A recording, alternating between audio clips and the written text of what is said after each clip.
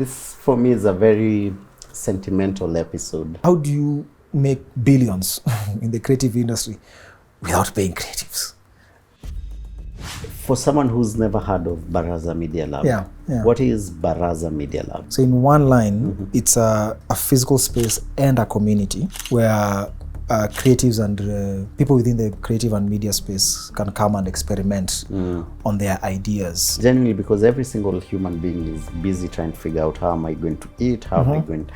It is the government's responsibility to think about community. And for me, what I think about our not only policy makers is that we lack imagination and dignity. How do you build a road without a walking path in a nation that is mostly walking? Like good things also belong to us is not a thing. It's like it belongs to other people and we are meant to, appreciate it, and we can also build nice things. For the young people, the number one thing they want to be is self-employed. Yes. Can this industry support all these young people, and to what level can we scale?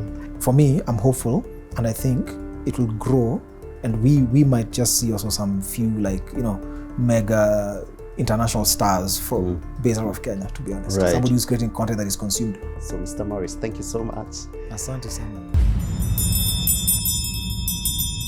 Classmates, because of your support, we are getting bigger and better. Becoming CEO has partnered with Fair Deal Furniture, the official licensees of Ashley Furniture Home Store, the biggest manufacturers of furniture in the world, where the chairs are very, very plush and the tables are timeless, and the only thing more polished than the wood is the wisdom. Here we don't just sit and talk, we strategize and we build empires. Becoming CEO isn't just a title, it's a lifestyle, and every legacy deserves the right seat. Classmates, mko fiti? This for me is a very sentimental episode. Today I'm seated with the CEO of Baraza Media Lab. You're going to hear a lot about Baraza Media Lab. But why it's sentimental for me, it's because that's where we shot our first Becoming CEO episode. This is back in 2021. And I walked over to them, I talked to them, and of course I didn't have a budget and they were very welcoming to creatives, and it touches my heart because there are very few spaces that are open to creatives, and they believed in the dream.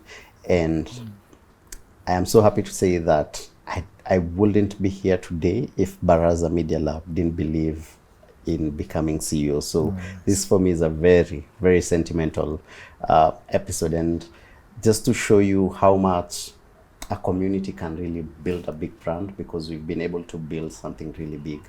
I know a lot of you guys compare us to Diary of a CEO, but believe it or not, we were doing this in 2021. Back then, I had not heard of Diary of a CEO. We shot the whole of 2021, took a break in 2022, came back in 2023, and that's when Diary of a CEO was becoming a big thing. But we had already started like 2 years before. Yeah, so that's kidogo history of where we started from. So Mr. Maurice, thank you so much. Asante sana. For coming for this conversation, but number two, for giving a creative space. No, asante. I feel like you've paid all my bills. Man. Yeah.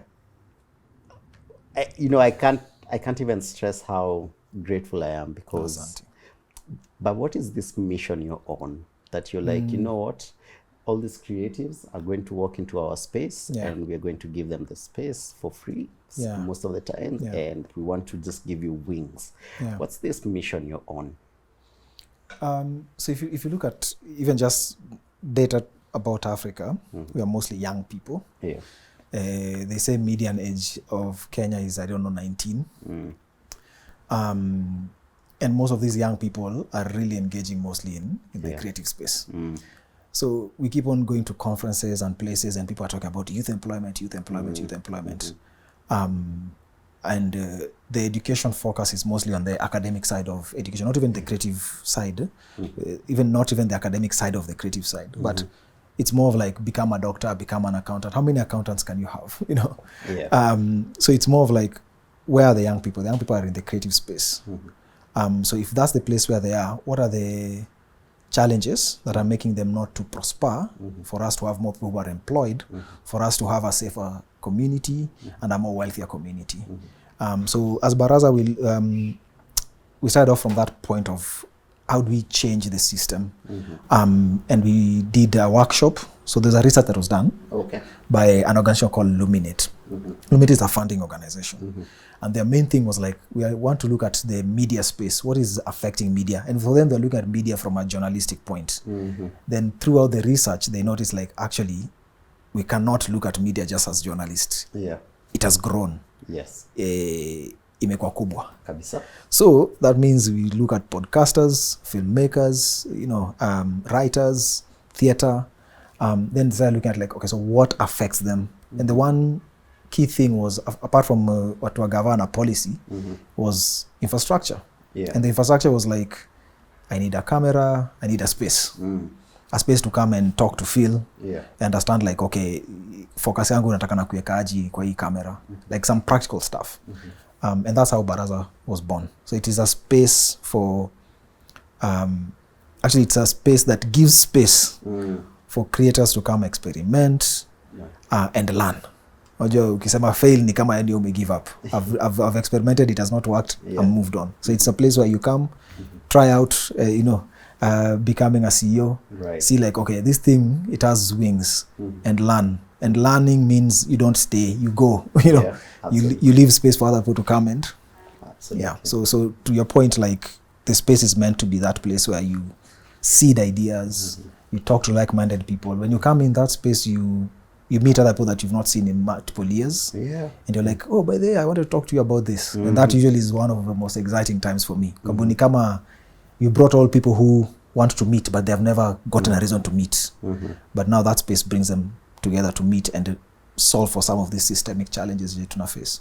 Oh man, amazing.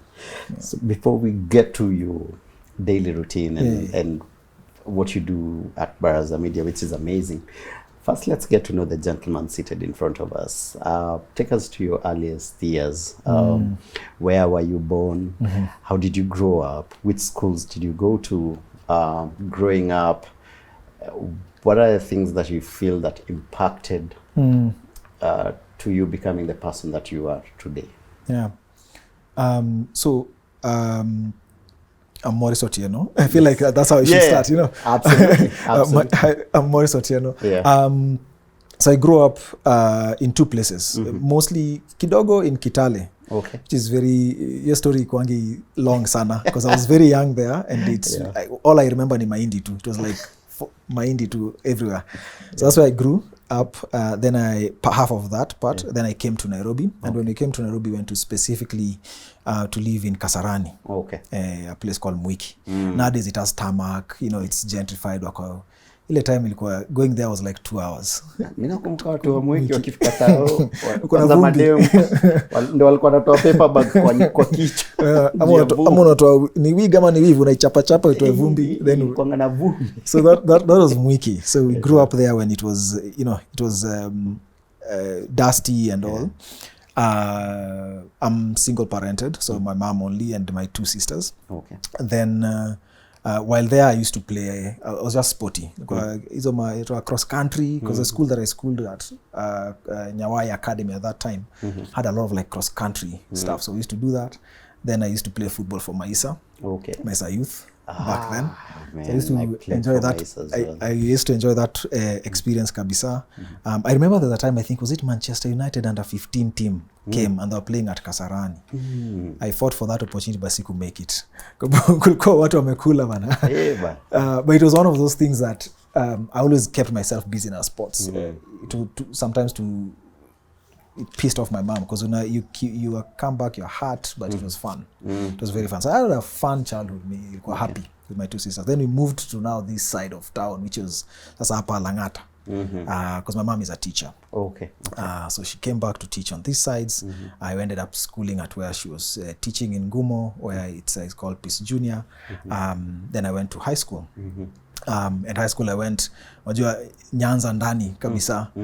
So I went to a school called Gorosare. kwa school Agoro Sare. Unaona hata ujui jina.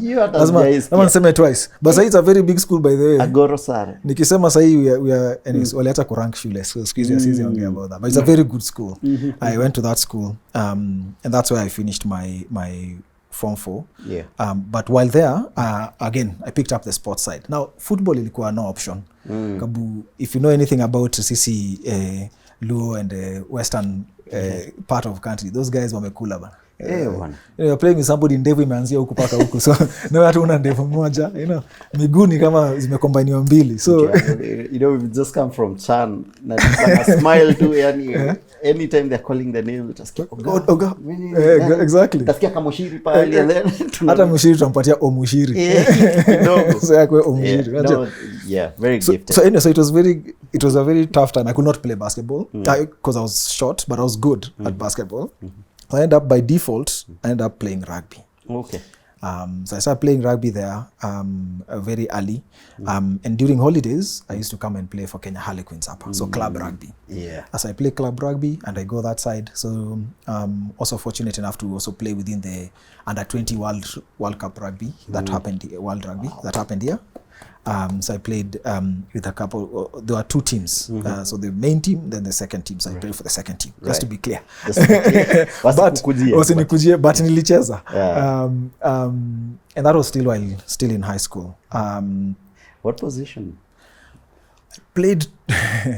I played initially as a hooker. Of course, because of the height. Because of the height, I'm short, but then I'm tiny. So I remember one of my coaches back then, who's now coaching actually my other place where I went to Strathmore. He's called Charles Cardovillis. He's the bro to Cardovillis. Sean Cardovillis, the late Sean. He told me, well, bro, you cannot play hooker. Unaona wale watu wametoshana? You go play scrum off. And if you play scrum off with the strength that you have and the speed, you'll be better. And that set me off to a different path. So I moved to play scrum off and wing. So I played scrum off and winger. And that's how I played those rugby. Were goals. I played rugby as well. Oh. Man, I was too tiny. I wasn't that good. But yeah, my position was hooker. Yep, of course. But so I was always in the second team. But there's something that people don't know about rugby. Yeah. And or most people who do not play do not know. When you hear about rugby, una expect mtu mkubwa amekula misuli, Yes. And sometimes some people mistake rugby players to be very rowdy. Actually, rugby players are the biggest gentle people you can ever associate with. Ni fans wetu na kwa tabia mbaya sana. Hiyo nayo ni ukweli. Hao watu wana tabia mbaya. But rugby players, it's ni kama kampuni. Like you specialize. Yes. Like there's a body size you look at and you're like, you can only play this. And by the way, they do it better. So if you look at a scrum off, tiny, fast, very agile, and very witty. Yes. Hiyo ni specialization. So wewe fanya hiyo kazi yako. And the passes and all that. They'll never get into contact sometimes. If you look at a prop, body description, big, short, maybe slow, but big. If you look at a flanker or second row, they are taller, So, you ni kumbusha venye kampuni pia iko. Hawezi kuwa, and I talked about it some place, like, if you are you're running a creative enterprise, you cannot be the best accountant in your company. You cannot be the best camera person in your company. You can know how to hold, you can know how to know, in, out, in terms of finance, but you always hire those experts to do those work. And that's the same thing in rugby. Right. You find like you can never be the best scrum half because you're playing prop very nicely. So that's the other thing that you just learn from looking at how rugby is set up. Anyway, fast forward, we come back this side, I go to high school. And then I'm fortunate so I'm playing club rugby, but also playing at high school. And my sisters also go to boarding. For some weird reason, we send our kids very early to boarding. So my mom aliwatuma wote. Mtu yangu, mama alikuwa need space ya kubrief. Yako na stress ya watoto. Anasema anaona watoto kwa shule kila siku, sitaki kuona watoto kwa nyumba. Akafukuza kila mtu. So kila mtu alikuwa boarding. And I'm the only one who stayed with her longer. Then I got a scholarship at Strath. So I school at Strathmore, a rugby scholarship and academic scholarship at Strath. Wow. In fact, nilikuwa na joke na mtu like nilijilipia shule. So if my mom comes to kunipigia kelele ambaye wewe huko nilipia nilijilipia. Anyway, I'm joking. Asisikie nimesema hivyo. African mothers, bro. Atakwambia ulijizaa. Anyway, so I schooled at Strathmore under the scholarship that I had there. Then from there, I just went into work. And the way I got my work was also like, so Strathmore had this thing, and I'm not talking ill about Strathmore, where there was something from the employers that their students are very wamejifungia sana, wajiachili kidogo. And at that time, I think UN, USIU had like, you can see a USIU student from far. Yes. You compare na Strathmore as waona. Right. So they started this thing on Friday, where every Friday afternoon, it's like socialization, like just go and go for stuff within the school, but there's no class. Then there was a conference that used to go on there called Nairobi Tech Week. So I attended Nairobi Tech Week. And somebody who was there was looking for a project or something. Right. He's a Singaporean dude called Aaron Fu. And he calls me and I talk to him and I'm like, okay. This is why I helped him, basically. Okay. He comes back the next day, he's like, we are starting a business here. And we are looking for somebody who can, what are you doing here? Right. Wait, I might have skipped a story there. I might have skipped a story. Wacha nirudi nyuma. The first, so nimaliza shule, how I get my first job. This is my second job. Okay. My second job is the one that has my friend, the Singaporean dude, Aaron, my friend. Yeah. The first one is, there's an internship. So Strathmore has an internship program where they send people to different organizations to work. So I go to that and I'm looking for a intern / unataka kukwamilia upate job. Unajua? Because we always have that hope. And you go there, you work for 6 months, even though you're told hatuta renew. Uko like, mimi nitafanya kazi paka wa renew. That is true. So I went. It was a agrochemical company on Mombasa Road called Farmchem. Okay. And when I got in, the people who were interviewing us, funny enough, they look at my CV, they're like, you played rugby. So we talk about rugby for 25 minutes.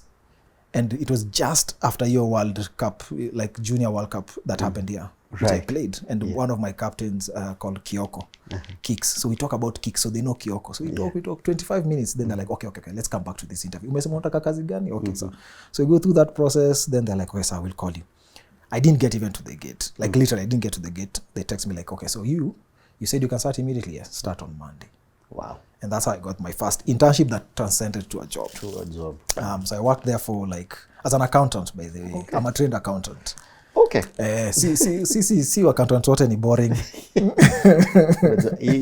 Tuendelee journey yako. Hakuna place nimesikia umetaja creative. So I'm very curious.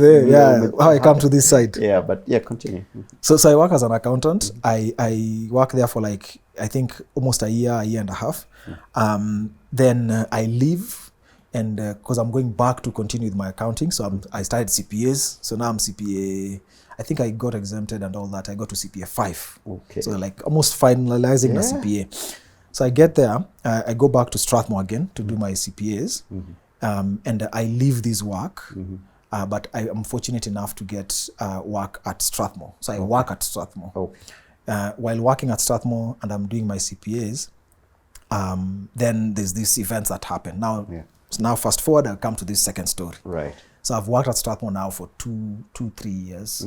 And what I was doing at Strathmore, I was working with the MBA students. So mostly nimeingia kwa the business side. And the most fun part for me during this work period was 7 PMs, every 7 PM of the classes. Because the classes are evening, 7 PM, what happens is all the students come to have breakfast.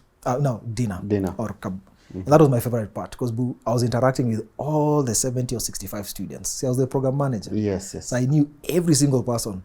And to some extent, hata alikuwa wajua shida zao za nyumbani. Unajua like because we are talking, we are friends. Yeah. They're like shida zao za biashara. You hear somebody from Coca-Cola is like, politics, nini. So you start learning about things without being in Coca-Cola, KPMG, Deloitte, or what. So I'm learning about how these organizations are run, how not to run, and all the things that are going on within that space. That was my favorite time. And I was interacting with everyone from doctors to senior government officials to, CBK top leadership. So I was interacting with all those people. So one was I was building my network. Yeah. And as a young person at that time, meeting these people were just like, wajua nimepatana na CEO wa Nairobi Water. Nasema kuna shida water nyumbani uko like, nimwambie ama. But I got to know these people. Yes. And the one thing that I'm learning within this process is that I learn how to network. When you tell people go for a networking event, for them they just think just show up. There's also a formula to networking. Okay. To be honest, what I've learned. Yeah. I don't know what to make a segment, but what I've learned in terms of just networking is people like talking about themselves. That is true. So very true. So like what I'm doing now, so when you go in that you location, see how I'm networking? I see how you're networking up. Yeah, just talk.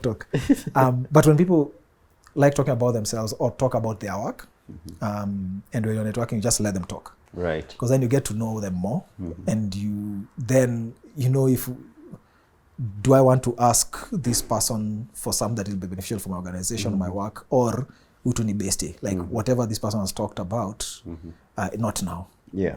Then what I also learned is like the people that you least expect anything from are the people who actually become more valuable eventually. Because if you go with that mindset of like na meet Phil, then you get tiki to out. Yeah. You're going with an extractive mindset. But if you go with the mindset of like I'm just meeting Phil, we might not work now, but something might come up. Yeah. Then you hear Phil says, you know what, I've met this other person who might work with you. And there's no better introduction like where you're introduced from a point of trust. Yeah. Where somebody that trusts Phil is introduced to me, then they trust me too. Because I've bought into your trust. That's true. So during those 7 p.m s, that's what I was doing. Just listening to them talking. You know, venting, sometimes happy, sometimes okay, sometimes sijalipa school fee because of this and that. And we just get to talk. And I got to know them very intimately and close. So one of these Friday events, this guy, a Singaporean guy, comes in. He's part of this external event called Nairobi Tech Week. He's looking for a remote because he's presenting. I'm working for that organization, Strathmore. I go find a remote, I bring it for him. He sits down, asks me questions. What are you doing?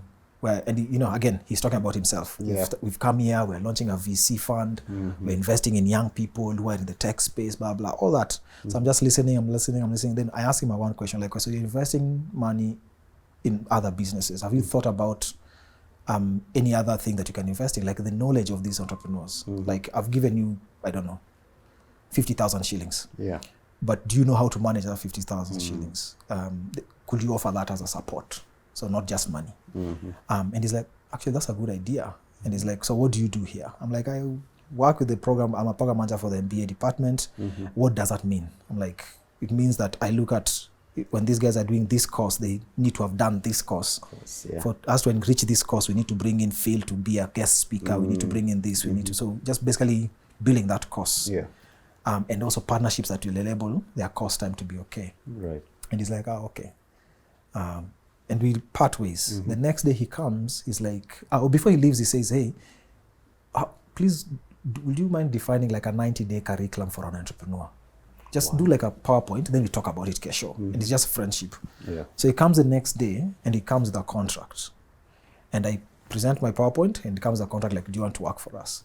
And that's how I left Strath. Wow. First of all, I left because Strath ilikuwa poa. Strath was like, you know, everything is sorted. Kuna chakula hapo, hakuna cafe, you know, like everything. Then I was like, okay, I'm going to this job that I don't know. And but so this job that I got to was actually a venture capitalist. So I'm now they are giving money to entrepreneurs to start, and they're giving, at that time, they were giving $250,000 to $1 million. So that's about 25 meter. Zinilocate. Zikupate tu kama Kemsa. So I leave. I leave and join this guy, and we start working with him to build something called, later on it was called Meta Nairobi. So not Meta ya Facebook. There's Meta Nairobi, which was at 14 Riverside, Dusit D2. So we used to host a lot of like events, entrepreneurs events, and all that within that space. We used to host something called What's Next. We did actually, we hosted a couple of them for the creative space. Right. But it was basically like, how are we bringing knowledge to the entrepreneurs as much as we're giving them money? So we give you money, package with knowledge through either workshops, events, programs, and all. And we ran it for 5 years. So immediately I joined, he left. We only 3 employees. There's one of our friends called Muthuri Kinyamu, who was like our comms PR person. And myself as the general manager, and another lady. Then he left after 6 months. He was like, hey, Mimi, I just need somebody to take over this thing. I'm gone. And his headquarters, the headquarters of this organization was in Hong Kong. And those guys were like, okay, you guys have to figure out how to keep yourself sustainable after 6 months. And after 6 months, we had gotten a space at 14 Riverside with the owners of 14 Riverside, who are the owners of Thailand Carpet Center and all. And for them, they were looking to work with a space that will give them pipeline for entrepreneurs that they can invest in. Because remember, what is happening right now in the Kenyan construction industry, because Thailand Carpet were in that space, that there's a lot of like business that is being taken away by the Chinese companies. Right. So they want to diversify and invest in other things. So we got a space on 14 Riverside, Dusit D2. So then I grew the team, for 5 years I grew the team to 13 people from 3. We're doing programs and investments and trainings across the continent. Right. And I set up a board, all those structures, setting up a board, accounting, legal, all those structures were set by the time we were getting to that point. How old? At that time, I think I was 23. I'm not 23 or 24. Yeah. I sit across CEOs. I hear the things they were doing at the age they were doing it. I'm trying to do them now. I'm like, wow. Where was I? Bado wewe ni myangu. Usikatae hiyo story. Nisikatae ni usikubali bana. We refuse to be old. We can only be old in terms physically, but hapa we are not old. Tumekataa hiyo story. I love it. So I started becoming I started becoming a CEO at 23. Yeah. At 23. And I was managing a team of 13 people with operations across mostly like 3 countries, SA, Kenya, and UG to some extent.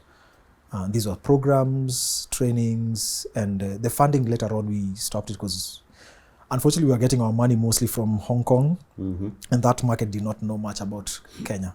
Yeah. So they just stopped giving us cash. But there is money in Kenya. At that time, it was still very early to start convincing people to invest in tech platforms. Right. So they didn't understand it. And to be honest, there are so many people who have made money out of it, especially who are not based out of Kenya. How I get into the creative space. Yeah. So Baraza, Meta, in 2019, so 2018. So Meta has since shut down, and there's been a myriad of factors that have made it to shut down. Okay. One, remember our headquarters was in Hong Kong. Yeah. This was like a subsidiary. Yeah. So Hong Kong, which was like our fail-safe, like if all hell breaks loose, we go to them like to saidia na ka tao to lipe bills. Yeah. In 2018, they had civil unrest. So that means so they had 2018, 2019, they were just fighting in Hong Kong because China was taking up Hong Kong. Yes. So that went. Then here in 2019, remember there was the Dusit attack, the terror attack. It happened literally it's our office. So that's where we were. So that terror attack also destabilized a lot of our business. We lost a couple of colleagues, those kind of things. Sorry. So it destabilized the business paka, that was 2019. Paka 2019 around July there is when we start going back. And we go back, and one of our board members, or an advisor, a lady called Ori Okolo. So Ori comes to me and says, hey, we have done a research and an organization called Luminate, which she was leading. Yeah. And there's something that is affecting the media space. Would you guys like to incubate that idea here at Meta? Like maybe a corner where we call it like Kenya Media Lab. That was the first. And then at that time, sisi pia tuko tight on cash. So tuko like hii room tukiwapatia watatulipa pesa ngapi. We are not seeing the bigger picture. And then she's like, no. I want you guys to do exactly what you're doing with Meta, where you're building community, you're funding, you're having a space where watu wanaweza experiment, but for the creative and media space. We didn't get it. In fact, one of the things we told her, I was like, but I know a space. There's this place called Foundry Africa by one of our friends called Roy Washira, the owner of Cafe Kaya. Like, go to Cafe Kaya, Roy Washira. He's launched a new space at Fogo Gaucho, that building in Westlands. Yeah, right. That's where you can set up the media lab. Then she comes back and says, no, actually, let's do a workshop. So she calls in all the media players, all the people in the creative space, funders, practitioners, and they design what now ended up becoming Baraza Media Lab. So all these groups come in and say, what do we want from a space? Down to like, we want a phone booth, we want these colors, we want it to feel like this. So that's designed by a community of all these people. And they do it from Meta, the organization that I was running. Yeah. And at that time, us guys are seeing money because you see, mefanya workshop hapa mnatulipa. We're not seeing the bigger picture. But the thing that they say we have to be involved in is community building. They're like, you guys have done a very good job in building a community for investors and tech entrepreneurs. Right. Can you do the same for the creative for Baraza? So the name Baraza actually comes out because Ori hosted all the people that she's invested in, and she called it the Big Baraza. Yeah. Almost similar to what Nani Joram also of Mwinamo of Sandbox does. Yes, yes. So the name Baraza comes in because it makes sense. Yeah, like it's a Baraza. A Baraza. Yeah. We meet here to discuss our challenges as a community, as a creative and media community. So that's how the name comes in. And that's even why the logo of Baraza is a stool. Yes. It's a 3-legged stool where people are coming to sit around to discuss their challenges. So Baraza starts in 2019, December 2nd. It starts. Wow. We open the doors. Then we continuously run it. There are a couple of people who are hired. My former colleague, Christine Mungai, Cynthia Mudhoni, who's the head of operations, and they start to run it. Then we start to source and hire for an executive director. And where somebody who's more business focused, like how are you going to keep this space up and running? Yeah. So we start sourcing. We do a couple of interviews. Some people say no, they want to be consultants and all that. Then I'm brought in at an acting capacity. Okay. Like we just manage these two things. Yes. Meta, which is still running at that time in 2020, and Baraza, which is starting out. Just manage both of them. There's a contract that we're given as Meta to run Baraza. Then at some point we are tired of looking, and they say, okay, so I jump across and move from Meta and come to manage Baraza as executive director. So that's how I get into the creative space. Right. So totally new, but the only thing that I knew was how do you build community? And also the humility to know that you don't know, and just go in there and just be like, najua, sir, see, what can we do? Yeah. So that's what has led to where we are right now. Yeah. Wow. That's how I got to Baraza. Pole, nimeanzia Mwiki nikakuja paka Westlands. No, ni fiti, ulianzia Mwiki sasa umefikisha Riverside. For someone who's never heard of Baraza Media Lab, what is Baraza Media Lab? So I'll explain in one line, then I'll go in detail. Okay. So in one line, it's a physical space and a community where creatives and people within the creative and media space can come and experiment on their ideas that help us to basically keep this sector alive. Yeah.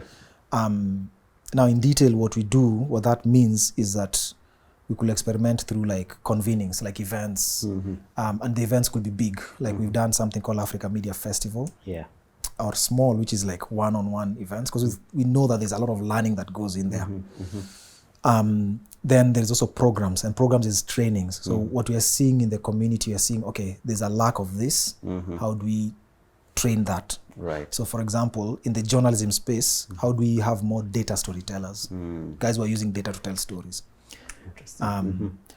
And there's also data journalism. Data journalism, I have data and I'm reporting as a journalist, but I have data and I'm telling a story. Right. If it's healthcare, how do I tell a story but niko na data? Then if you look at so that's programs, events, research. Yeah. In fact, one of the things that we are working on right now is to very much focus on research first. That then we move into like programs, events, and all that. Okay. And we've had like very interesting research recently. I remember when we started talking, we were talking about like young people. Yes. So one research that we did across 3 countries, 1,500 respondents, indicated that other than self-employment, most young people want self-employment. Second is content creation. It is so interesting. Like, then third was a lawyer, and then fourth was a doctor. These 1,500 people who responded, and the young people from Kenya, Uganda, Tanzania, and what they're saying is like, I want to be self-employed. Second, I want to be a content creator. I'm creating content. And that's why this space is not just IT content creation. This space is youth employment. This space is money in the pockets. This space is mental wellness. It's going to be the biggest employer exactly in Africa. If you look back at what the creative space and the media space did for us during COVID, you know, time we were watching like funny cat videos, comedians, you know, like it brought us back to sanity. When everybody, kila mtu was, you know, you're going crazy in your house by yourself or confined within Nairobi. For some people, even within a certain perimeter, you know, you cannot leave. But content online became something that is keeping us sane. So it's not just good for our mental. It's not just good for our pockets. It's also good for society. So you employ more people. There's less crime. You know, there's less abuse of drugs. So that's how we look at it. So research programs, convenings, events, and incubation. The incubation one is the last one. Not very big, but where we seed new ideas, where somebody comes up with a new idea and we're like, this one might push how the community thinks. So I know most people might know about Semabox. It's a podcasting studio by Dana Seda. So that was one of the incubation things that we did. There's another one called, two. There's one called Shara, which is a platform pay as you earn. They're still working on it. There's another one called WYSILYX, which was by African Censored. Now we are seeding something called Sauti Sessions by Ian Wafula.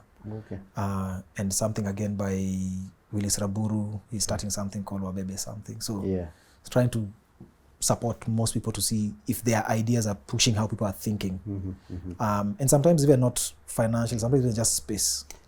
Let me tell you, if there's one thing creators really struggle with is space. A lot of spaces are not built for creators. A lot of spaces don't appreciate seeing creatives in those spaces. So there's access to a space. And community is such a big deal. And that's why I've had 2 conversations now. This is the second conversation around community building.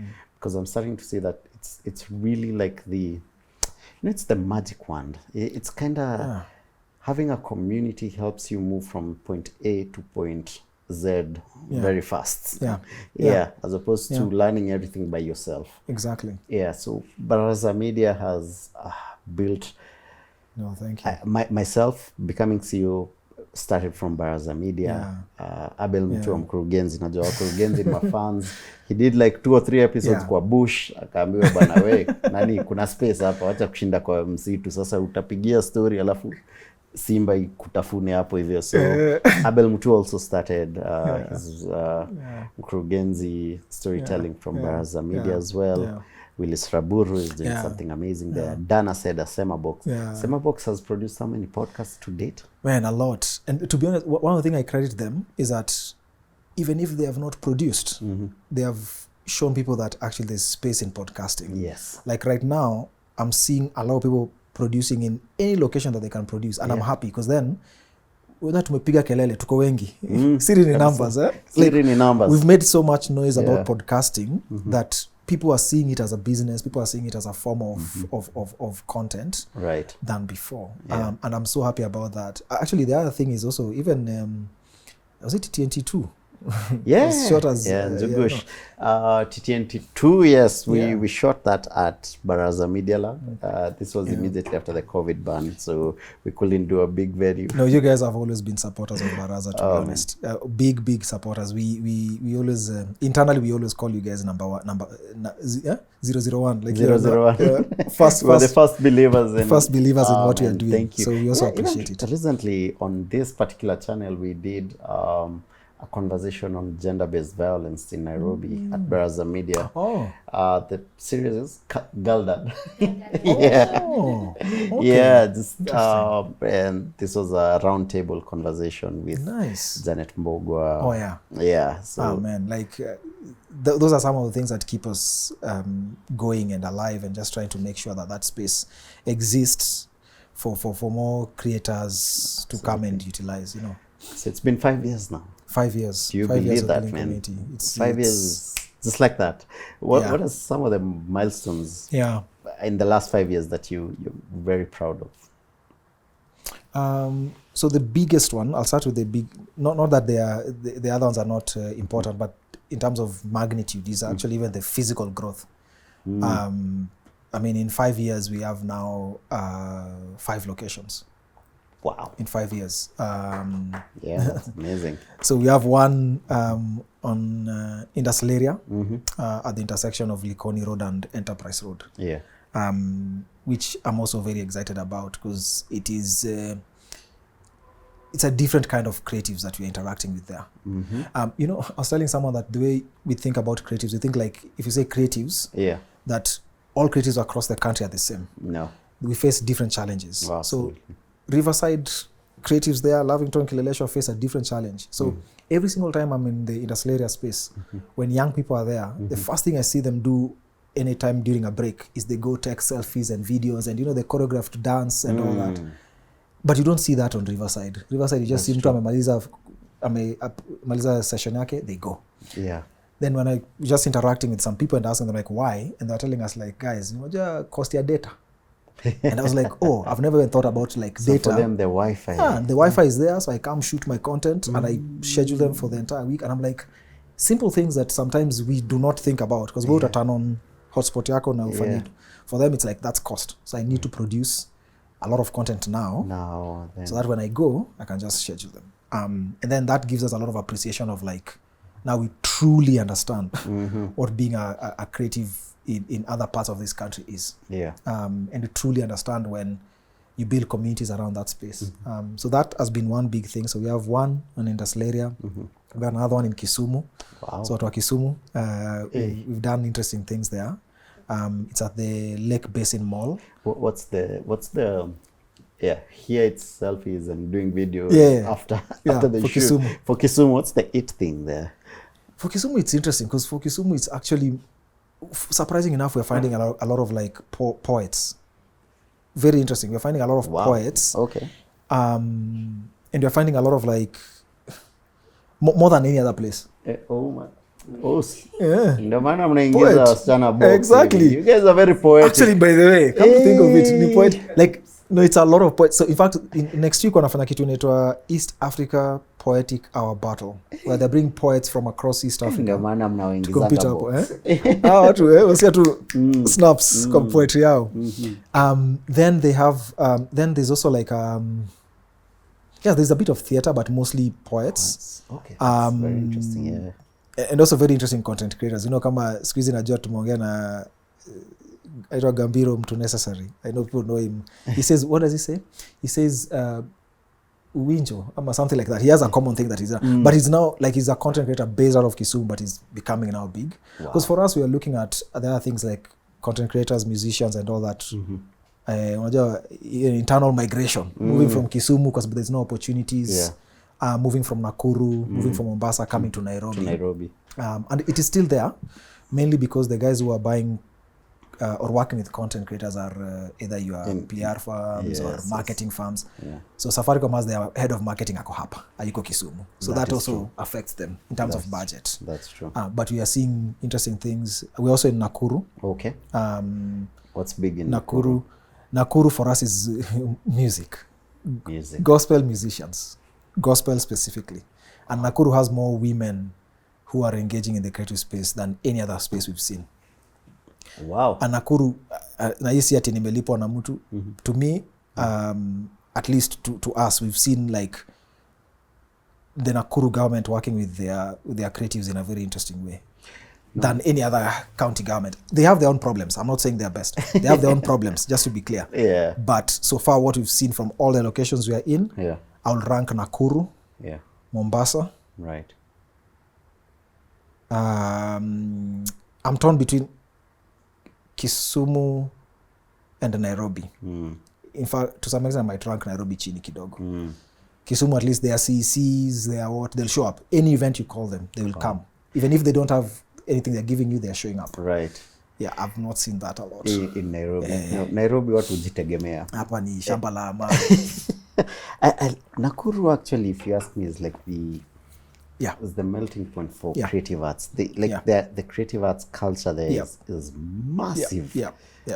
Yeah. There's something they're working on right now where there'll be, and I'm not sure how much I can divulge, but they're working on the county and the creatives guys. At least I went for one event where they closed off a street one Friday, and then it's just like performances, and people are selling like things around.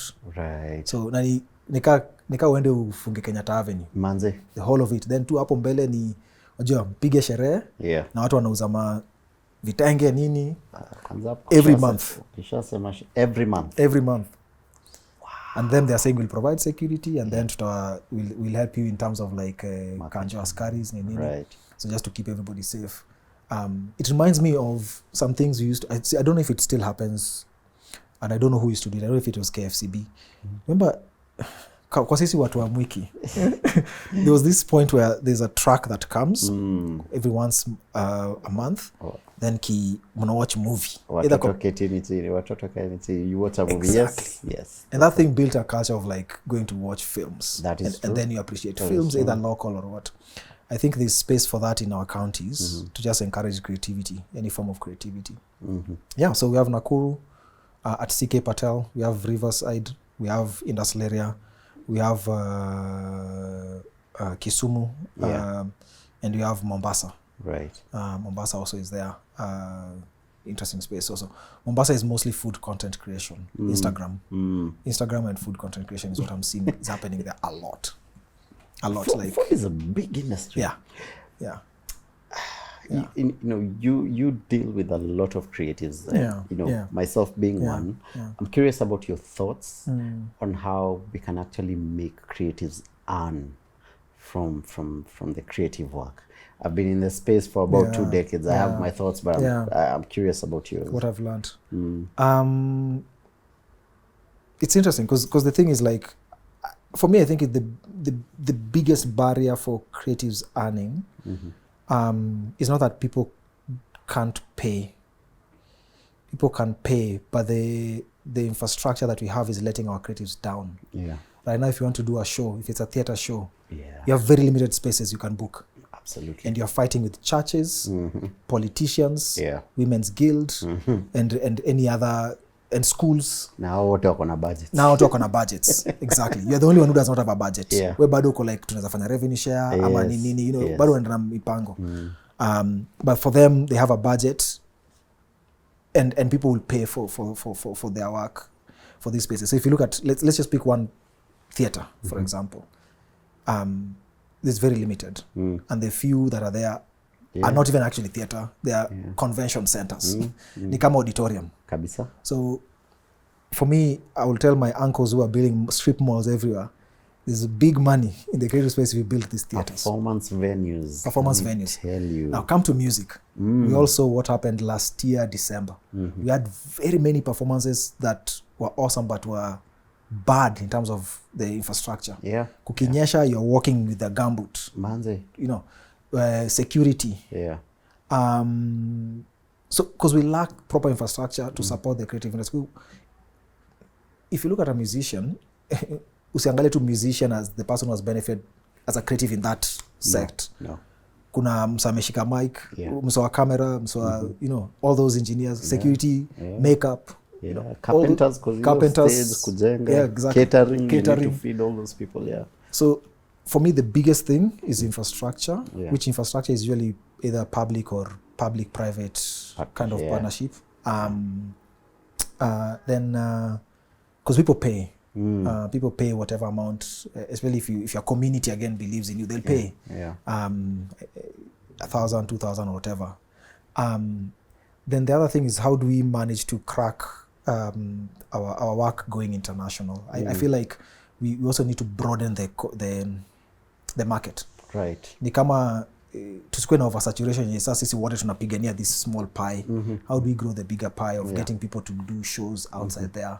So that's why I'm liking so much when I see like, TTNT imeenda Auckland, Australia or something. Like, let's build communities out there that also, even beyond going. So how do we bring that money back home? Absolutely. And because when you will go, you're leaving space for somebody else kutawala hapa. That's true. But kama nyinyi wote mnapigania hii pie ndogo, even if you have the proper infrastructures, then it becomes difficult. And that might mean a better relationship with our development partners. That means like Kenyan diaspora is organizing more things for local creatives who they like. In fact, somebody was telling me something, I don't know if it's well researched, that vernacular musicians make a bunch of money because they do shows hapa internationally. Like hapa kila siku atachapa show ya 50 people kwa bar Nyeri, wapi kila siku, kila weekend. Kila weekend, yeah. Na zake pia hata maybe is not mainstream, yuko Spotify nini, but ana distribute in their own way. That is true. So there's an industry there. Because most people will rush to skilling, which is important. Yeah. It is important, especially if you want to compete internationally. Right. But I think that skilling also, says ku skill na equipment is a 3 decades ago, and that is infrastructure. That is true. So if you look at film, what are the spaces you need to make create that are more infrastructure-wise, that are more there, and you can balance it. It's not that you start ukienda hivi. I think it's infrastructure and funding coming together, and funding both private and government. Yeah. You see South African film industry, the way it's prospering because of the funding structures that they have.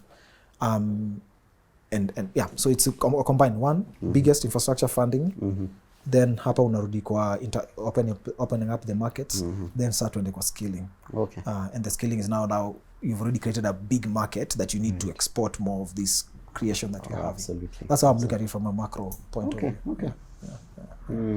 Yeah. I mean, for me, I think because this is something I sit with every single day, convincing people to invest in creatives, and it's hard. It's very hard. It's hard. It's hard. I've just come to accept that creatives touch a part of every human being. Every single human being is 3 parts. There's the body, the soul, and the mind. It's usually body, soul, and mind. And the creative part usually touches the soul. And the world we live in is built for the body. You're hungry, you need to eat. So a whole food industry will exist. You're sick, you need to, your body is sick, you need to get healed. So a whole medical industry is built around that. You need somewhere, you need shelter. So a whole real estate industry is built around that. So because it's physical. But what a poem does for you, what a song does for you, it's not what physical, theater does for you, I remember I had this conversation just recently, and this was just one of my best conversations because I met a lady, I'm trying to raise funds, and so she works in that organization, and so later on we were just having conversations after, and she told me, Phil, in 2020, like everything just, like everyone else, went bust for me. First of all, I just gotten a child, so I was going through postpartum, and then here's COVID. In fact, the company collapsed. Everyone now started working from my home, and I have a small child, so it was crazy. And the only thing that kept me going, the only thing that kept me sane was watching your show, Sona Johnny. At that point, it was a big hit. I was like, see that? How do I put value? That's the value of what we do. But I can't. Intangible. Yes, I can't quantify that in numbers. The number of people who've walked up to us and they're like, I was contemplating suicide, and I watched your content. And it changed my life. And it changed my life. And I'm okay, and I'm here, I'm alive today because of that. I don't think there's a value to that, but you say something that is very valuable that also helps sort out. It's maybe a tactic that can be used to sort out the first level, which is funding and infrastructure. So to your point, I think people are always convinced. So there are to your point, like hearts and minds, right? Minds in numbers. Numbers make it make sense for me. Yes. Hearts in like manzina feel unimsempoa too. This is just a good person. And to your point, the creative side focuses on our hearts, and we feel nice, you feel happy, because even when you go for a performance, somebody else like ilikuwaji, ilikuwa too nice, ilikuwa too poa. Like you don't say like walikuwa na wasi 50 na you don't do the numbers, you don't do the mind thing. And I think also some of the things that we need to do as a creative side is to talk to the mind. For example, from a business point of view, if I want to put in my money, I do not lead. Mostly people do not lead with their heart. Of course, some people lead with their heart, but the heart comes in secondary. It's like first of all, nazatengeneza pesa hapo. Mind first. Then you're like, okay, but then I also like it. And that's why people will get into quail business. even without knowing, even uja hata lisha paka, you are getting to quail business because of the numbers. right? Yeah. So I think even for us, it's also to start putting a value of like, I've done a festival, I've done this film, these are the monies that I can see coming in, this is how we've made money. So that historical data can be used to, you know, because to be honest, the banks will not give us the cash we have, because when they ask you of collateral, they don't understand. I know that the Kenya Bankers Association and some people are working on recognizing IP as a value, which is very interesting because it's called IP, property. It's a property. They need to use a word that makes sense to them, so they understand property. So yeah. So they're trying to kind of like use IP as value that can be used as collateral by banks, but it will take time. Of course. And for us to convince the people who have money, we have to show the numbers. So, and I've seen, to be honest, there's some communities that I've seen who are raising money for, I don't know, let's support this festival. How much do you need? 10 million. 20 people will come, 200, 300. And if you look at something like a festival, you do it and the money is almost like, in 2 weeks, umepata pesa yako plus 5% interest. But they need to understand, like, am I going to get, what interest am I working with? So it's slow, but it's there. And I think what we can do, and when I say we, I'm looking at Baraza as a community, is to work on things like case studies of success. Because you know, when you talk about tech companies, you have case studies. I started from my garage, now I'm here. So people were like, oh, well, you started from a garage and you're here, so I can also start a tech company. Right. I'm a creative, I started from here, and this is how I went, and this is where I am, and there's a case study of the creative businesses. I think that will go a long way to convince people who have money to put in and start the fund side. People who have money to say, I'll start cinema, so that filmmakers can come and screen at a low cost, you know. So I think there's some parts in people like us to build case studies for the public to imagine that the creative space also can bring in numbers. Absolutely. Because as of now, it's what we are talking about is mostly about the heart and the feeling, which the feeling and the heart unfortunately does not play place for them. We need to think. Yeah. I mean, it's been my hardest lesson, just learning how to convert what we do into numbers. But you know, it's a beautiful space to be. It's also grown me in so many ways. So I'm super grateful. I know we took a tangent, but you know, let's go back to the 5 having 5 different branches across the country. So we have 5 locations. 5 locations. I mean, in this time and age, in this economy, yes. Please enlighten us. How? As classmates. How are you doing this? How are you growing to 5 locations when everyone else is shutting down? And how do you keep that innovation and that culture going and that growth and scaling? It's scary. Sometimes growth is not just, you know, it's a good story, but it's scary also. It's a good story for people who are not on that seat. But it's scary to say, okay, now I've gotten here. How do I stay here? Or how do I go further? And that will mean that you have to, and do that without losing yourself.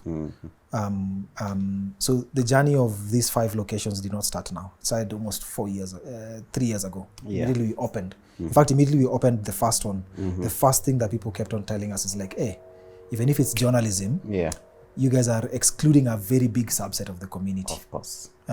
People from outside Nairobi, even people within Nairobi, you're excluding a very big subset. So it was always something that is hanging at the back of our mind, that as much as Baraza inafanya kazi mzuri, there's always some people who it will be inaccessible.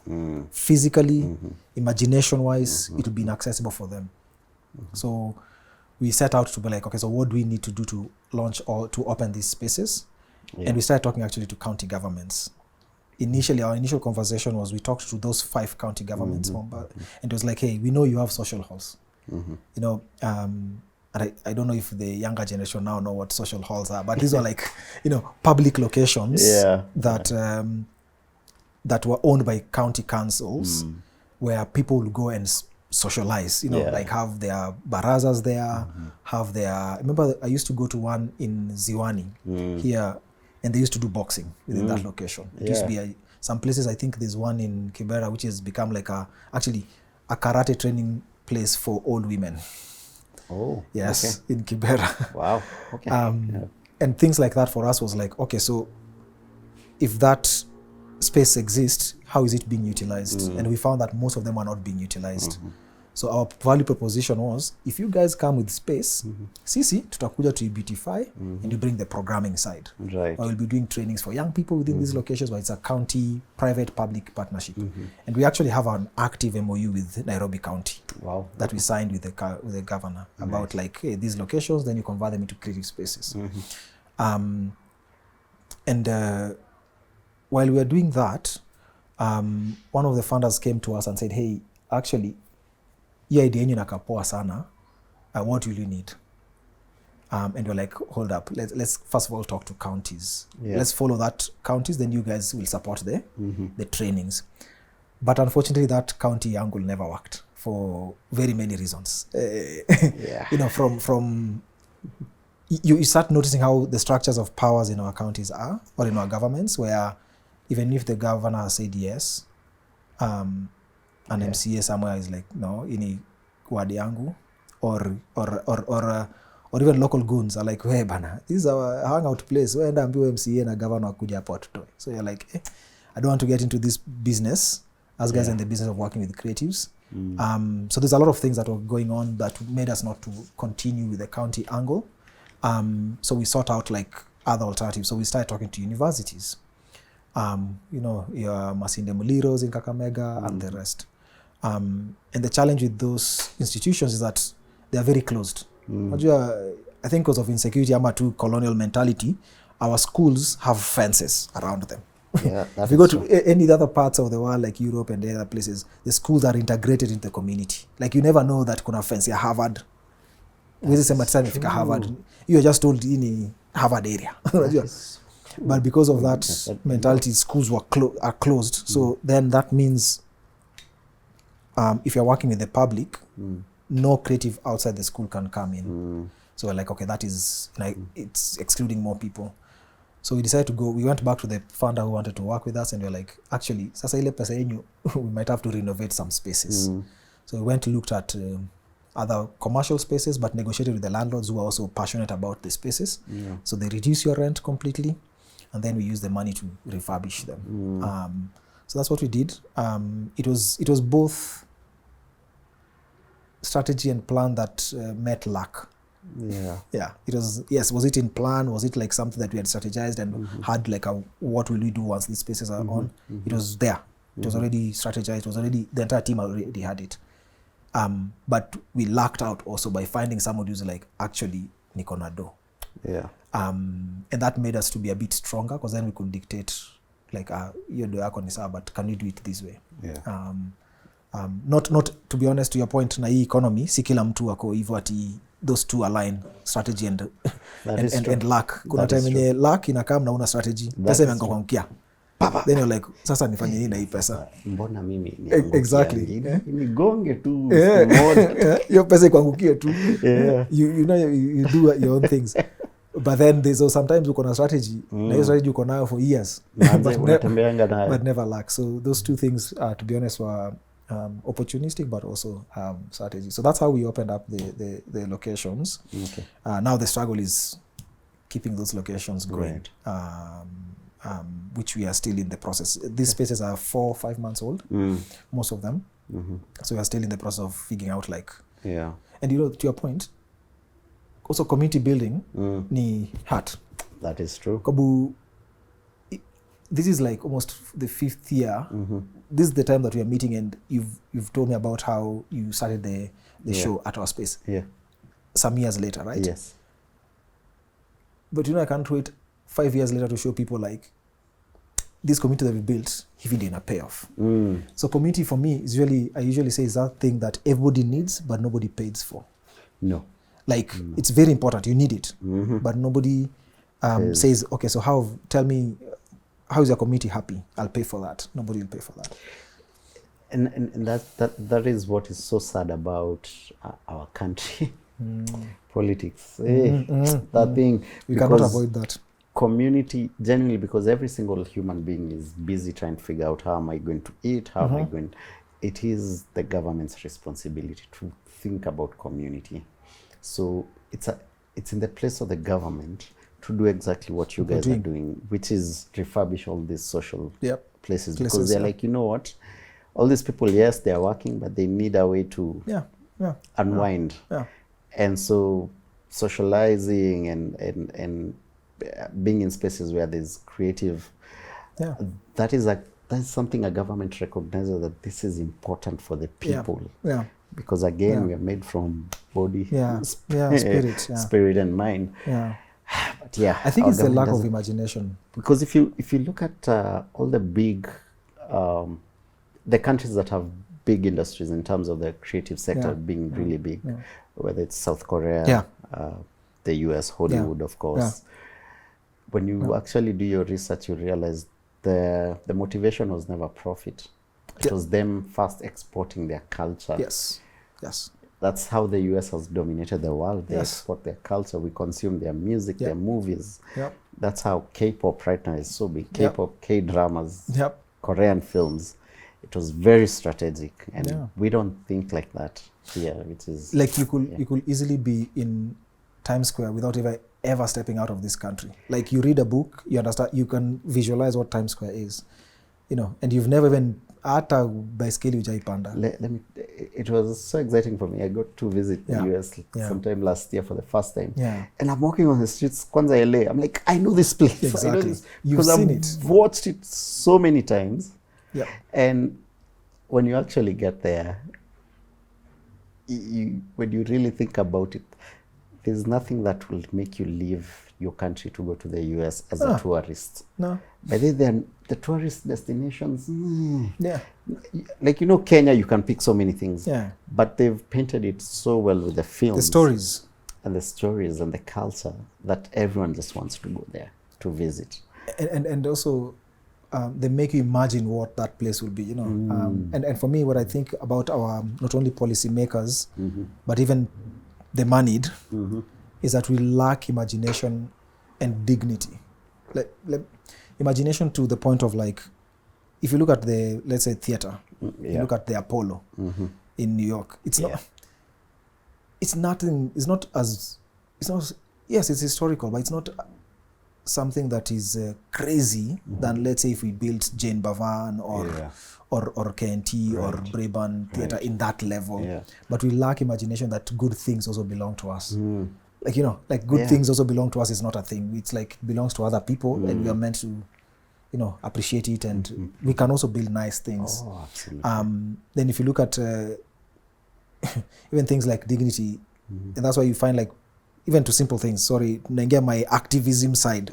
That's why you find, like, even things like roads. That's why you can find an engineer who does not even... How do you build a road without a walking path in a nation that is mostly walking? Simple things like that. How do you build... a road without a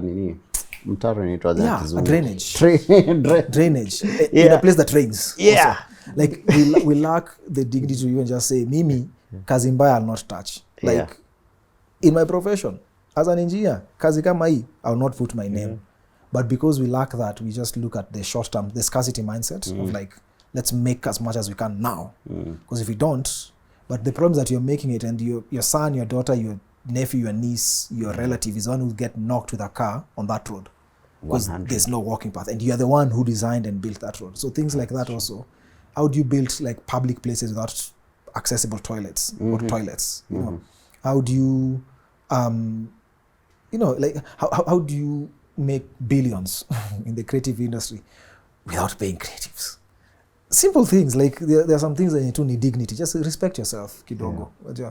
Like things like that. And that's, if we change that mentality, I hope it will help us also to appreciate our artists, our creators, and celebrate them in the way that we can, in the spaces that they feel comfortable in. There's a statistic you just mentioned as we wind up. Tunaweza piga story. For the young people, the number one thing they want to be is self-employed. And then they want to be content creators, and then lawyers, and then doctors. Who can this industry support all these young people, and to what level can we scale this industry? Let me put it.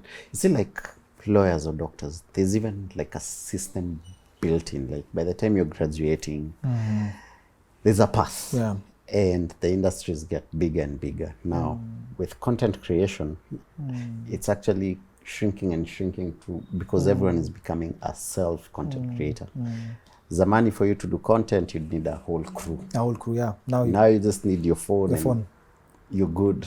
So from everyone can be a content creator, but can we build like massive industries? Or those days are gone? Is it sustainable? And it's a conversation I was having recently, and there are a lot of industries suffering because of that now. Because especially the Gen Zs, the younger people, they don't want your safe, regular, boring jobs. So that means it come insurance. They can't pay for insurance. You don't have a regular, steady flow of income because content creation and being self-employed is not regular. Is not regular. I'm like, what world are we building? Is it sustainable? I think it will just follow its own path, to be honest. Because even like, for example, I'm a lawyer. I'm not. I'm saying if I'm a lawyer, for example, and I go through law school and all that, and there's no work, I'm finding that people are using content creation as a means. So in fact, one of the things we noticed through our research is that most people are building communities around their content. The word community comes back again. They build it in terms of like, I'm a lawyer, but I'm a law content creator. So I'll go into this space where I'm creating content about law. Ukishikwa na police, if you go on TikTok, you'll find all that. Absolutely. I'm a doctor. Even Dr. Rain, like I'll create content for pediatricians. I'm a scientist, I'll talk about this. I'm a graphic designer, I'll talk about this. So content is becoming like a means for people to get their word out there, and the right word. The challenge for me is who says this is the right word, or what is the parameter of right word. So there's a lot of misinformation in there. I think the industries like, let's say your insurance and all that, will have to be innovative in products that they create for this community. Because if this community are the ones who are, yes, their money is not regular, but they are earning, how do you get into that space and create products that then content creators can be like, okay, this is a product for me that will suit me. Is it insurance on the go? Something like that. Right. Same to banks. Like, how do I create content products for people who are within the content creation space? I think it's a space that is going to, for me, I'm hopeful, and I think it will grow, and we might just see also some few like mega international stars for based out of Kenya, to be honest. Somebody who's creating content that is consumed globally from here. Either it's comedy skits, either it's whatever. But it has never been easier to be international than now. So for now, we've broadened the market. For now, we just broaden the market. And I think it's just going to be better. And also, like, technologies like AI are going to make it easier. A simple example is, let's use Semabox. When they started out, there are two people editing. It's a 40 minutes video. That means it's either 2x time to edit it. So that is 160 minutes you're using to edit it. You can only edit 2 in a day. So if you have 2 people editing full time, they are giving you 4 episodes of 40 minutes. Now you throw it into like an AI tool that removes some basic things for you. It reduces your editing time by almost to 10 minutes. Absolutely. So now you're churning out 10 podcasts edited. What does that do to the people that you had employed who are editors? For me, I don't think it renders them quote unquote useless. Now they have lost their job. It just means people have to learn a different skill. Become now customer experience. You understand editing, and you can talk to clients now. So talk to human beings like, hey, by the way, I'm onboarding more clients. So it's just more of like changing the skill set, not throwing out people. So the space will grow. The space will super grow, especially with technology and all that. We were talking about just revenue and how we can make this into a big industry. I think for me, there's what you were saying, which is the insurance, the banking, all these industries have to adapt to accommodate these people. weirdly enough, I've been saying the opposite. So when I have this conversation, because for me, creative and money is just my world. Yeah. For me, my thinking is for storytellers and creatives to start thinking like lawyers, like techies, because there's really no industry called law. It's you study law, then you go work in A law firm. agriculture or finance or retail. Same thing with techies. You learn how to be a coder, and then you go work in fintech or agriculture. So even storytellers, because I think every industry needs storytellers. Yeah. Even for us, a smart way of working is, okay, I'm good at telling stories, whether it's with my camera or with my words or, you know, my music. How can I take myself to an industry that already exists? Because I see what you mean. yeah, because there are numbers that you can't argue with, which is in this very rosy, beautiful world of ours where there's red carpets. Yes. The people who actually get to live well off the creative world is like 1%. Yeah. And then in the quote unquote boring jobs, the plumbing, the building, the guys who live well, they have an uptake of over 80%. Like you will do well. So maybe sometimes not fight the system as the world is changing. We find ourselves our way to incorporate ourselves into that world. I agree with you. I agree with you in the sense that what I meant was like if I'm selling insurance. And I used to sell insurance to teachers, to people who are going to the office. Now there's this group of people who are calling themselves creatives or content creators and all, who are coming up and they're earning. And mostly insurance firms or banks in the financial sector, they are used to somebody who has, you know, records, payslip, so that I can know we are giving you an insurance because we know we'll pay you. Yeah. So what I was saying is that the insurance firms have to innovate their products. So I have an insurance package for creatives where I'm saying, because I know you don't know when you'll get this cash, but you'll get cash. Yeah. So we are paying you on the go. You know, like I'll pay insurance on the go. So that's on the insurance side product. Yeah. But where I agree with you on this point is that yes, I see creatives going and venturing into these spaces and telling stories of insurance. So from a creative point of view, I see them doing that work. But from this other side of the banks, the financial sector, I see them starting to create products that will serve us. Oh, 100%. Because like right now, even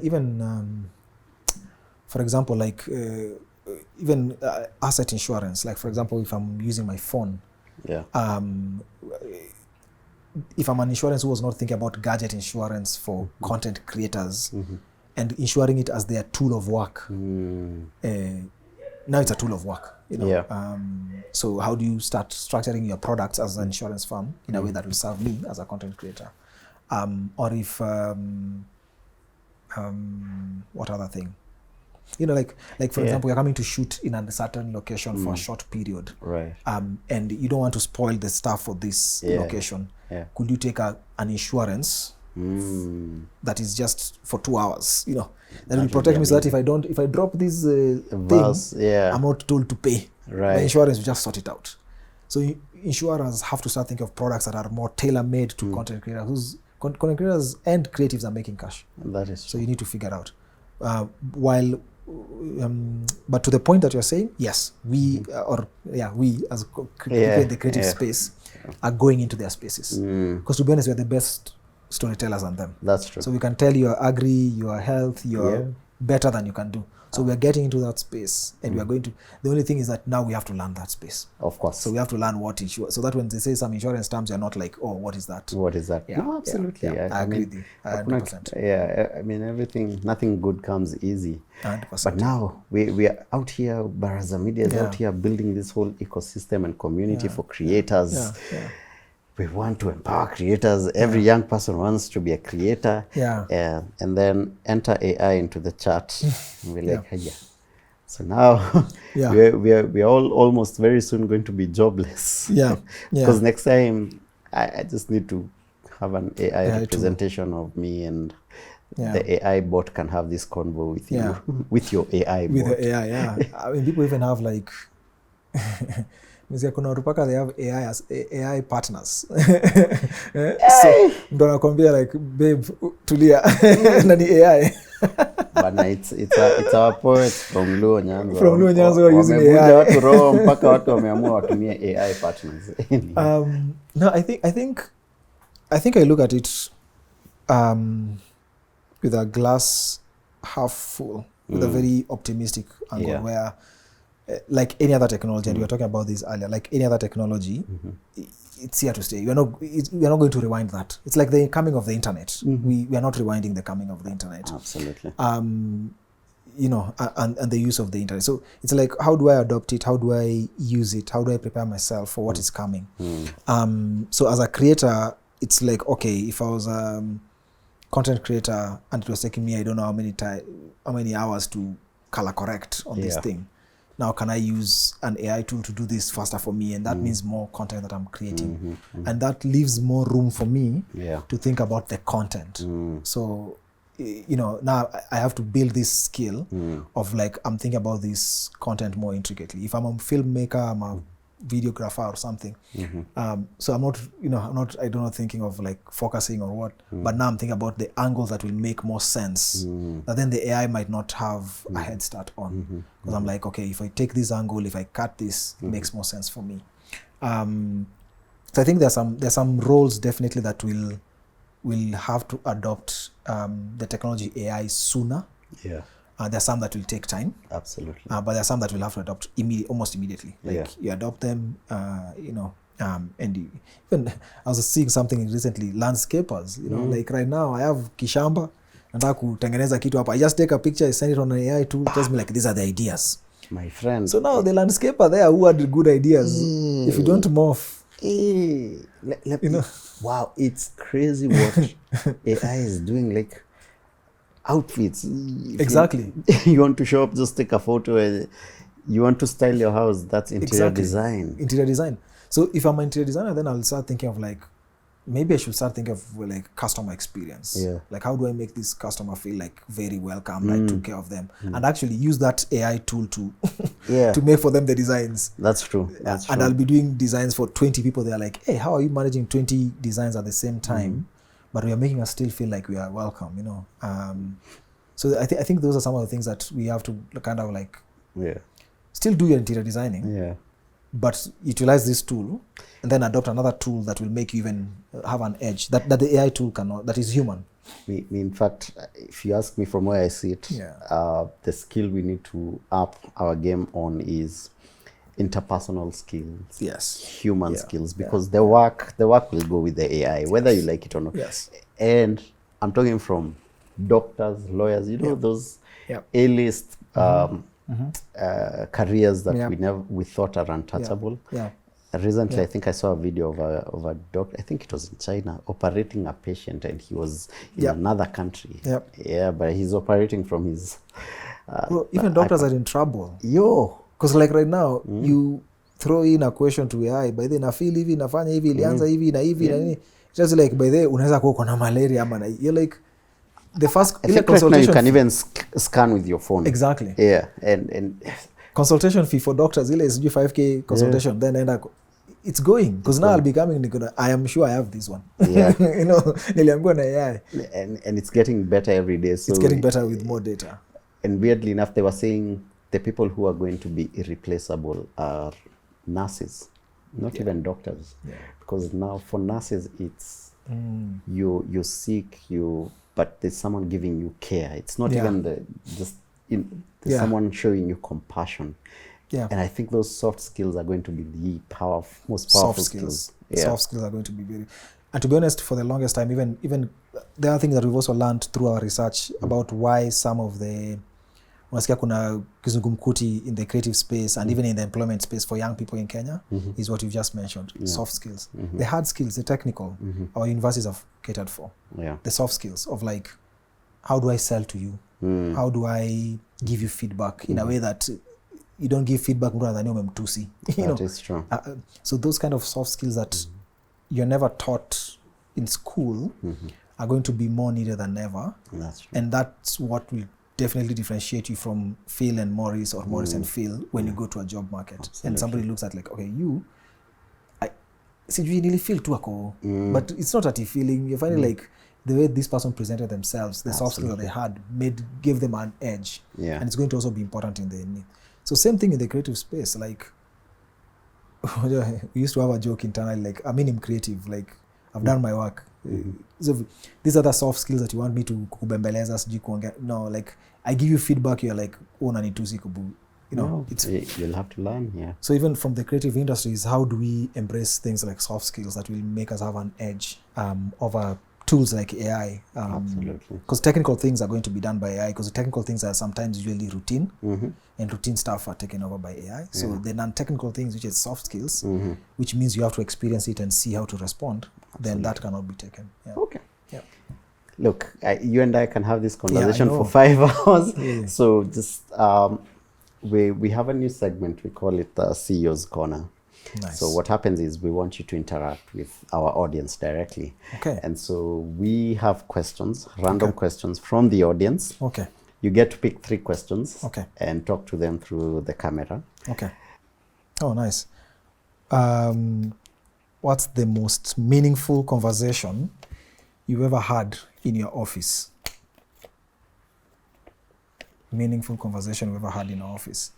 I think it was, there was a time, there was a big proposal that we were supposed to write. And it sounded very, the money was good, so we couldn't argue about the money, but we were arguing back and forth about the work. And some of our teammates were like feeling like, no, we are losing our way. In terms of like, we're doing things because of the money, but not because of what we want to achieve. Again, because we are a mission-driven organization, so we had to go back and have like, ask people like, what do you understand by Baraza? What do you think we want to achieve? And it was interesting to hear like an intern, articulate it and say, oh, we are here because the creative is at the center. You're like, aha.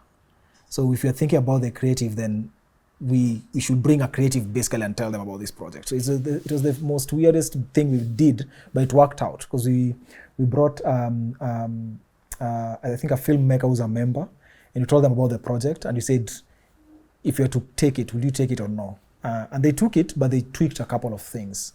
And for me, that was very interesting conversation, because normally, as a CEO, people expect you to make decisions. But in this case, sometimes some decisions are best when you just sit on it kidogo, or a little, and bring in a different perspective before you make decisions that make you lose yourself. So that's number 1. Yeah.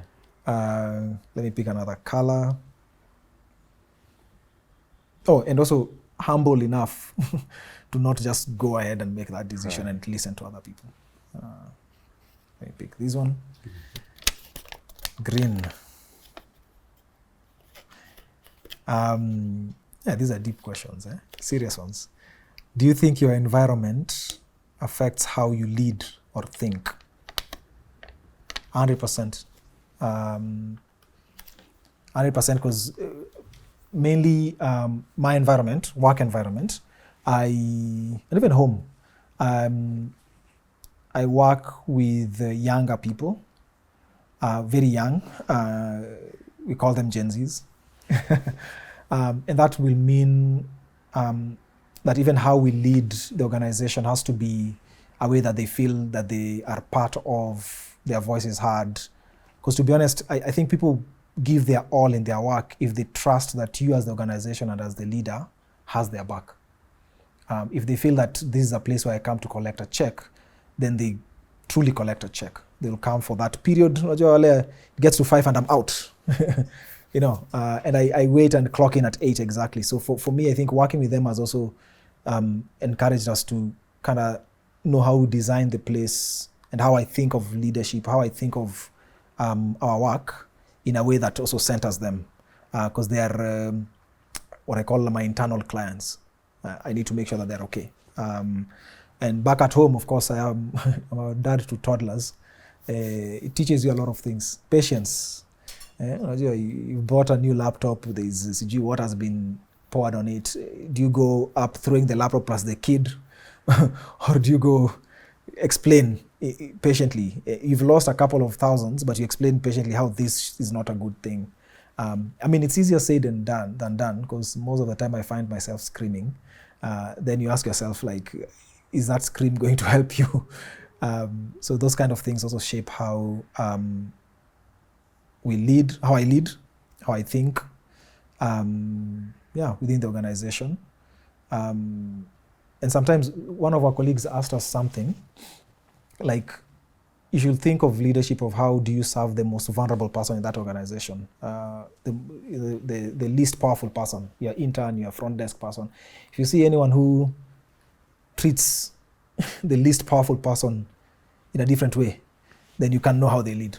So for us, the least powerful, either position, physically or whatever, is usually a key thing for us in whatever decision, or my decision, wherever I'm making it. I'm like, how does this affect this person? Last one, I'll pick a different color, yellow. Acha nichukue hii imejificha huku chini. Good. Do you have rituals that help you switch on when you walk into your office? To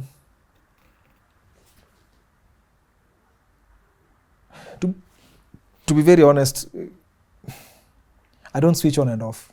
Let me just, this is me. The way I'm here is the way I'll be there with an intern. The way I'm here is the way I'll be there with CEOs and funders and governments. I've walked into governments where the people who switch on and off ask me, like, young man, well, they've already switched on work mode. This is a young man. And already that throws you off or puts you in a different way. For me, I believe the way I act at work, of course, it's professional a little bit. It's not like I'll be, chasing down my employees the way I chase down my 4-year-olds in the house. It's professional, but the way I will carry myself, the way I think, I don't always feel like I'm switching on and off. The only thing I switch is the professionalism, where you notice that here there are policies and guidelines that, if you go chasing down your colleague around the table, you'll be sued for or be taken to court for sexual harassment. So don't be weird, follow the policies. That's the only thing that I switch on. But the way I am at home, with how I'll reprimand or how I'll appreciate, how I'll make jokes or how I'll be serious, how I'll brainstorm, it's the same way I'm at work and in my social settings. My social settings are a little bit looser, not uptight the kidogo the way you're at work, or not very strict where they are at home. But a couple of rituals that we have, at least at our organization, is we always check in. How are you doing? And that sounds very cliche again. When I ask you, how are you doing? You'll be like, niko tu. The Kenyan style, niko tu, tuko tu, ni God. But for us, it's like, no. How are you really doing? And you find, like, when you ask that question that way, then people are like, leo nimeshuka pale Westlands, there's a car that has done this. Then they start talking a bit more, and it's like, kumbe, that's why you're very angry. Because it was raining, somebody, there's mud on your clothes because somebody did this. So that's a ritual that we always do at the office. How are you? How are you really doing? I think that's it. Thank you so much.